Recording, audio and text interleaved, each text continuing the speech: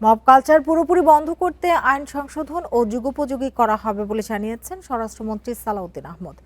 Police সপ্তাহ উপলক্ষে রাজধানীর রাজারবাগ পুলিশ মিলনায়তনে মন্ত্রী একথা বলেন। নতুন আইনের বিষয়ে স্বরাষ্ট্র সচিব ও আইজিপিকে প্রয়োজনীয় ব্যবস্থা নিতে বলা হয়েছে বলে জানান স্বরাষ্ট্রমন্ত্রী। এ সময় পুলিশ বাহিনীকে জন আকাঙ্ক্ষা অনুযায়ী দায়িত্ব পালনের নির্দেশ দেন তিনি।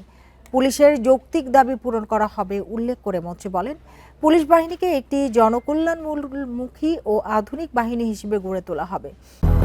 200-র বেশি সার্ভিস ও ফিচারে লেনদেনের সব বিকাশ অ্যাপে সম্ভব। বিশেষ নীতিমালা ও সন্তোষজনক চাকরির রেকর্ড বিবেচনায় অবসরকালীন সময়ে কিছু সংখ্যক পুলিশ সদস্যকে কনস্টেবল থেকে অনারারি সহকারী উপপরিদর্শক পদে পদোন্নতি দেওয়া হবে বলেও জানান তিনি। এছাড়া সহকারী উপপরিদর্শক থেকে অনারারি উপপরিদর্শক পদে এবং উপপরিদর্শক থেকে অনারারি পরিদর্শক পদে পদোন্নতি পাবে বলে জানান স্বরাষ্ট্রমন্ত্রী।